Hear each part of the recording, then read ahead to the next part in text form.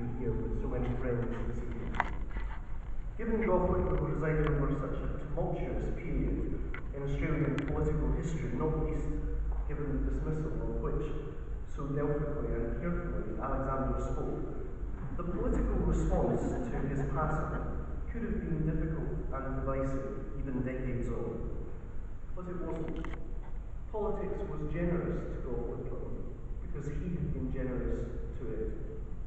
Indeed, what has been so remarkable is that across the political spectrum in Australia and beyond, Gough is being remembered as having done a truly remarkable thing. He'd not just led a party, he actually changed a country. He was also a politician whose influence genuinely extended far beyond national politics and onto the international stage. In truth, I came to learn about Gough Whitlam's premiership after my time in office as a Labour minister. For if you remember, we were rather comprehensively turfed out of power here in Britain in May of 2010. And that summer I cleared out with my wife and children to head to Australia. I realised that summer I was in opposition when I went to Australia for 7 weeks and absolutely nobody noticed that I had gone. But I took the opportunity when in Australia to read about the history of our sister party, the Australian Labour Party. I think it's hard to conceive of a party anywhere in the world with whom we in the British Labour Party have quite as much in common. And in my reading of his time in office, what struck me about Gough was the central truth that underlies Labour politics wherever it is practiced around the world. That we fight elections not to change governments, but ultimately to change lives. He is a man who made a difference to Australia and to the world, which is evidenced not least by the fact so many of us are gathered here today, so many thousand miles from Canberra. And although in truth his term in office was brief, the changes he achieved in office were profound. As a politician, he helped to shape the very meaning of modern Australia, and as a man, Gough Whitlam embodied a time of truly transformative and brave politics. After 23 long years of opposition, Whitlam took his party to power with the memorable slogan from the 1972 campaign, "It's time." After the Menzies government, it certainly proved to be his time to shine as a leader and to drive forward the agenda for change and to reform that had defined him in opposition. As a result of his premiership, Australia is a more tolerant, diverse, modern and confident nation. To those who knew him, Gough was often described as larger than life, full of energy and passion, a true giant of his field. And to those of us who followed, who learned of his career from afar, his record alone is one that any government today would truly be proud of. Setting up Medicare, free university education as we heard, introducing welfare payments to support mothers and the homeless, establishing legal aid, strengthening ties with China, creating a national family court, lowering the voting age to just 18, passing the Aboriginal Land Rights Act, and ratifying the UN Convention on Racial Discrimination. On any reckoning, even decades old, that is a truly progressive agenda, driven forward by a truly progressive leader. So it is right that we have gathered this evening to celebrate his government's triumph. And we must never forget the hard lessons of his brief but truly significant time in office. The challenge for all politicians, myself included, is to contemplate what legacy their time in office will leave behind. Decades after he left office, his influence is still widely felt.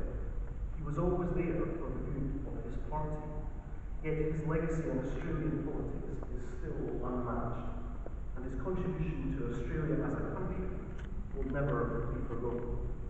He was a man to be honoured and a comrade to be forever admired for the work he undertook, for the service he gave, and for the difference that he made.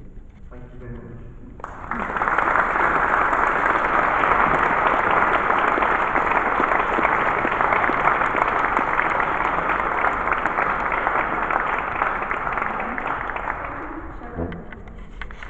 We now to our final speaker, Paul Smith, and Paul is the President of the Australian Labour Party Board.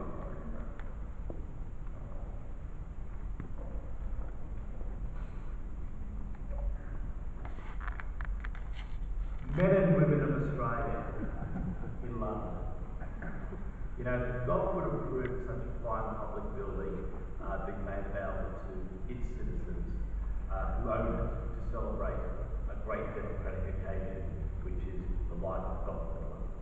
So I'd like to start by thanking Doug, the High Commissioner, and all the staff who worked so hard to make such a wonderful event. Thank you so much for making the venue well. Now, Gough Whitlam presided over the inaugural meeting of the ALP board in Camden in 1976, and I'm proud to speak to you as the president of that organisation that continues Gough's legacy. I believe in making Australia a country to be proud of while we're here and working to make sure that it's fair and just when we go home. It's an important thing we do. But I'm not going to speak to you about that tonight. Instead, I'm going to talk to you about the way that Gough transformed Australia and Australians through the eyes of one very ordinary Australian, myself. I was born in 1967. That's 5 years BG for Gough. And one of my very earliest memories was growing up in the southern Shire of Cronulla and being taken to an event where Gough was speaking in 1972, and the enormous excitement of this event. And I was too young to remember what happened. In fact, I was so short, all I remember was the feet stamping and the noise, but there was a sense of excitement that something was happening. And from that point onwards, Gough became a presence in my life. Now, Gough in that day was actually returning to Cronulla as was pointed out earlier by Alexander. Gough had a privileged upbringing, but he chose after World War II to take his wife and raise his family in Cronulla, which was at the end of the railway line in Sydney. And it's there amongst families that were setting up their homes. Many of them were building them themselves, living in garages or tents. That Gough first became involved in public life in Australia in that step towards where he would end up being a great Prime Minister. But the great challenge facing so many Australians then was how they could actually make a life for themselves when there were so few opportunities in education facilities made available in the ever-expanding suburbs of Sydney. And Gough's first step was to be elected president of the local public school, PNC. An important post. He thought he could help make sure that his children, as well as everyone else, got a great education. And the most important part of that job, the duty he got, was to take out the dunny pen as the chair of the PNC.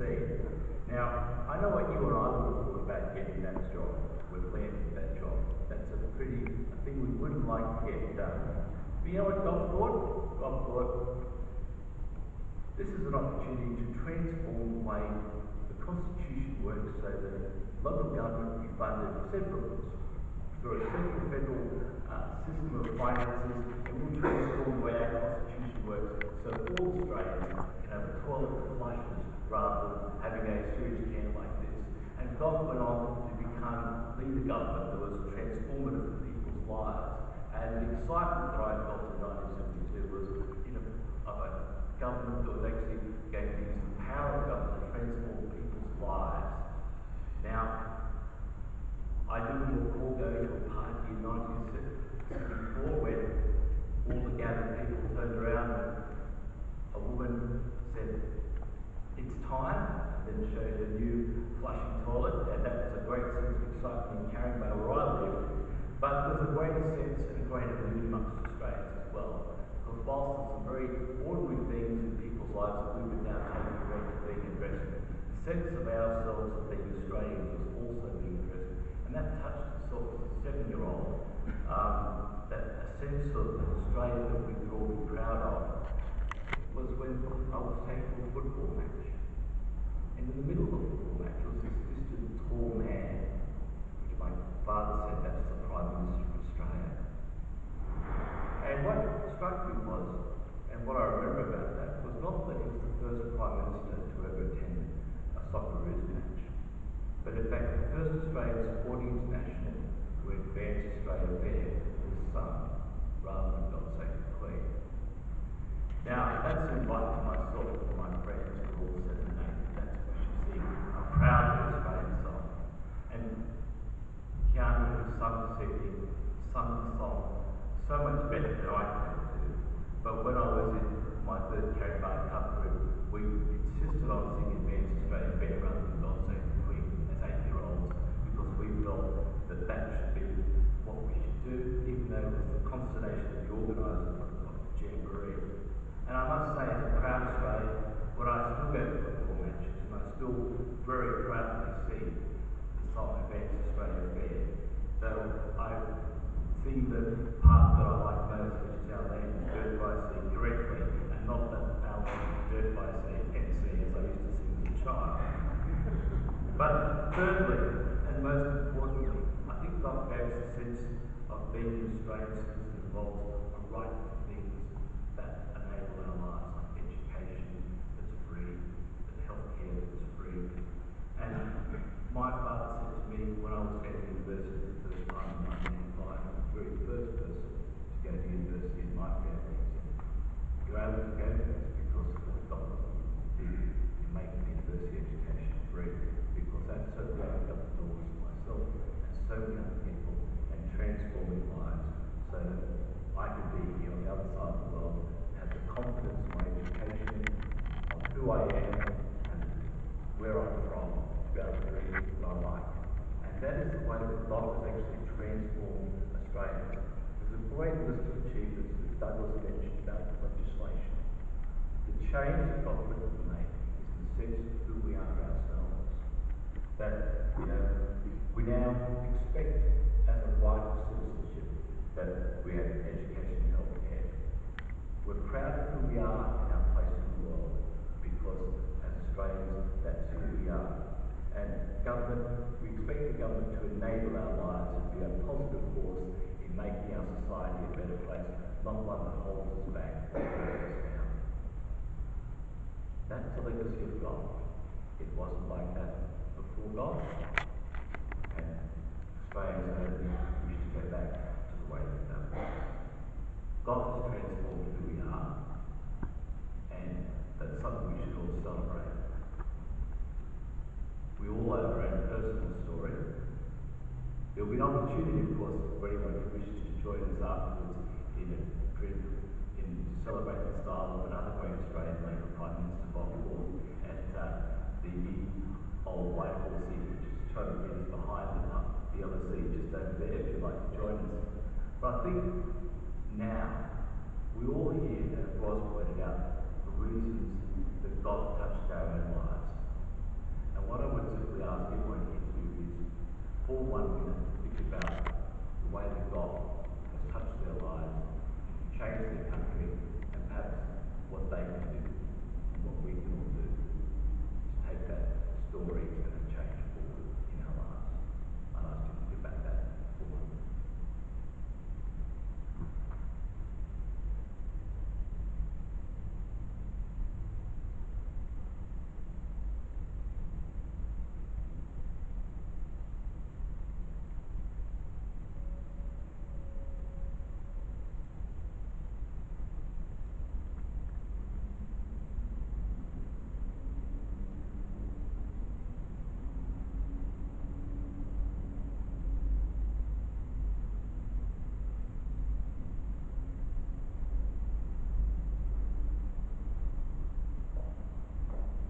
Thank you.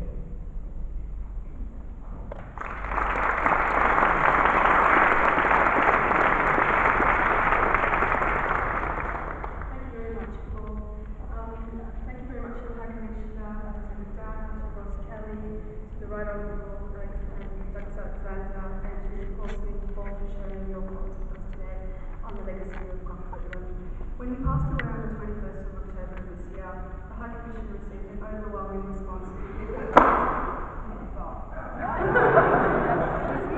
from people in the UK, which prompted us to consider an event tonight.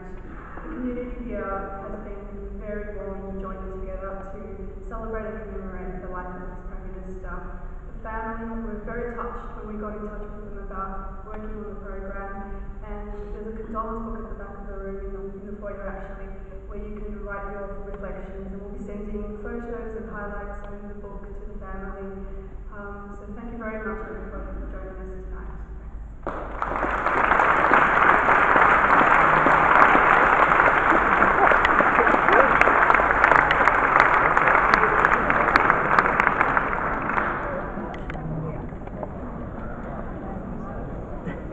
That was the commemoration to Gough Whitlam.